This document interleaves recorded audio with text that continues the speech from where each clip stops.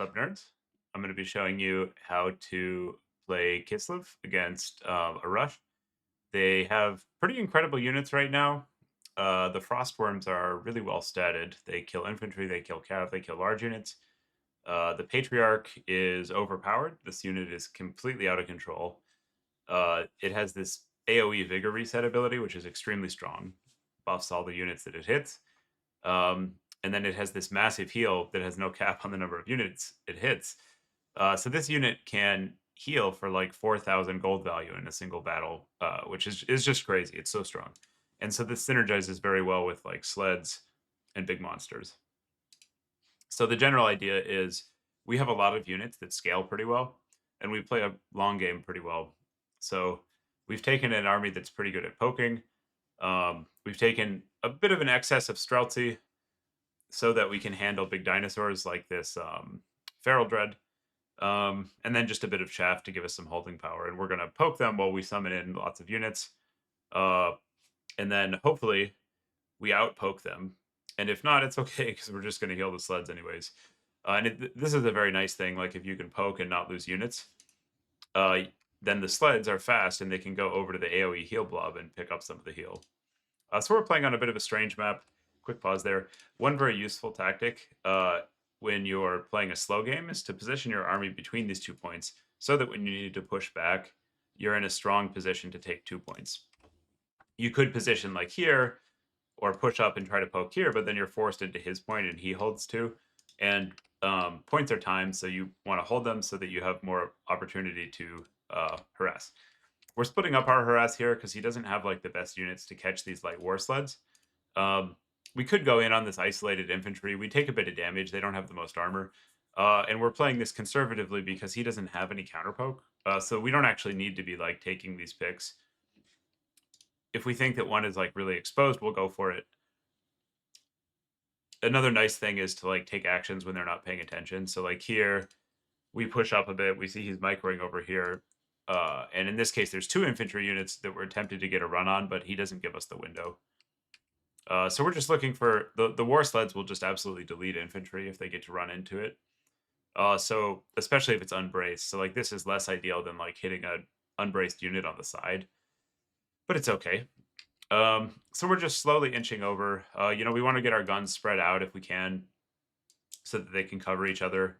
We're moving our other units up in a very slow push to get like some pressure on him. And once we catch one of his units in Strelt's fire, he often has to go in because they do so much damage. So here we were trying to see if he was paying attention, and he was.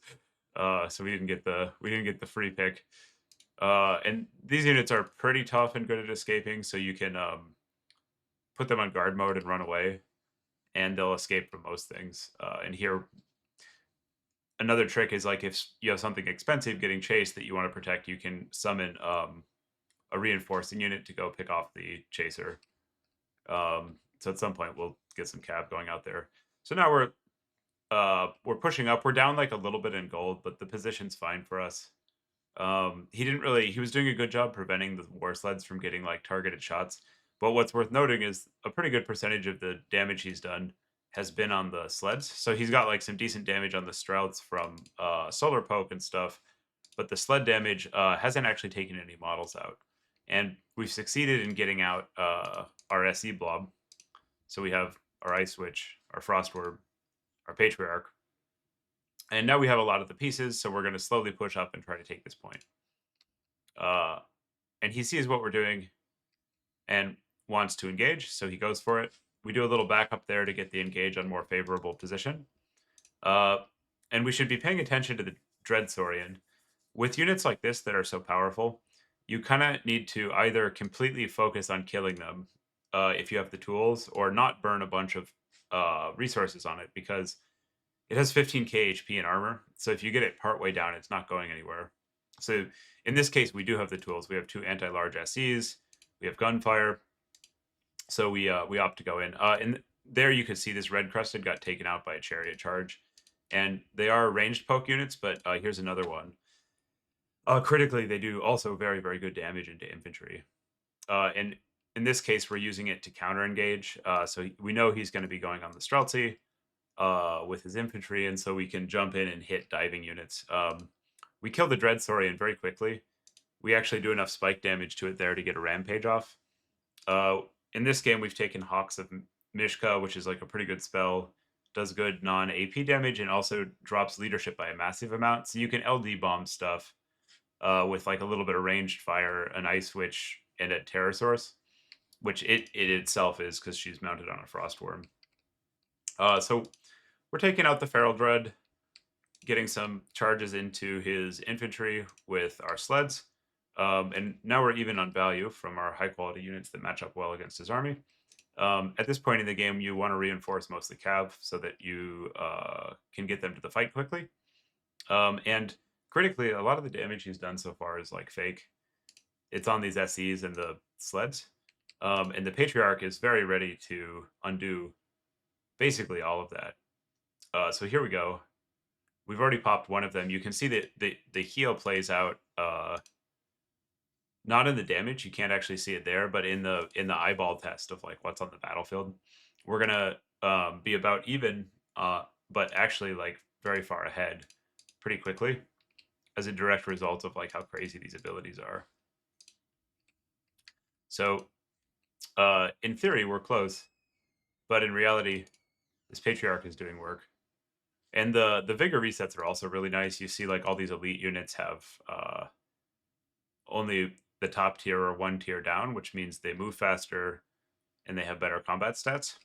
And it's pretty significant between being like fully fatigued out, like or partially fatigued out, like a lot of his units are. You can kind of see like where this is coming in, this winded. And as the game goes on, just continually vigor refreshing a bunch of our army means that we have much higher combat effectiveness. One thing you can do, so they can like sometimes blob punish when you put everything on one point. You can try to delay the heal a little bit to get your blob together when they don't have blob punish tools. So in this case, we intentionally go try to take out the caster before popping the Patriarch heals. And once it routes, you'll see like how OP this ability is. So we're already pretty far ahead, but watch what happens after the heals land. It's really a very silly ability.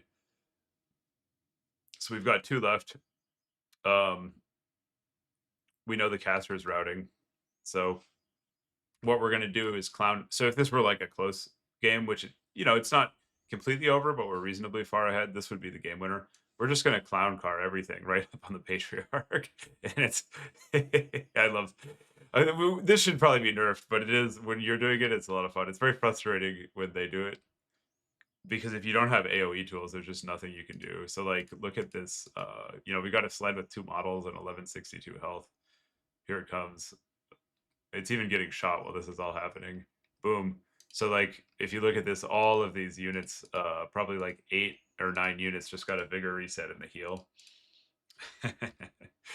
A couple, like, you know, this was out of range, but it doesn't matter. It just, there's so much.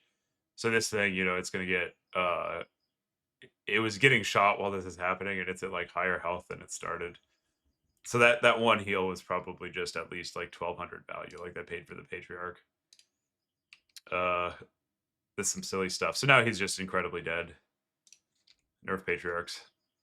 You can kind of mix and match these pieces. Like you can go a little heavier on the Kite. You can do a little more blob. Like you can take the Elemental Mortis engine. It looks like the game's close because of the points, but it's not. We have like plenty of time. Our units are fast. And you can, with Kislev, you can do a lot of things also. You can do like a pretty wide build with no SEs. Footcaster, no Patriarch, and just like a bunch of infantry and guns. So they have to respect that. You can do arty play. But I think this kind of like Kite and Blob or Blob play is probably the best right now. It's certainly what people complain about the most. So you can see our sleds did quite well. Lord did well. Guns did fine. He was focusing on diving them. They still got a decent amount of value, and some of them were alive. SEs did great because they're very powerful. Cap did well. So overall, you know, efficient build. The Patriarch is like the real standout here. And the Lizards were not that effective this game. But they did all right. So that's kind of the gist of how you do like Kite and Blob with Kislev. Try it out. Let me know what you think. I find it to be a lot of fun to do and not to lose to. Thanks for watching, nerds. See you soon.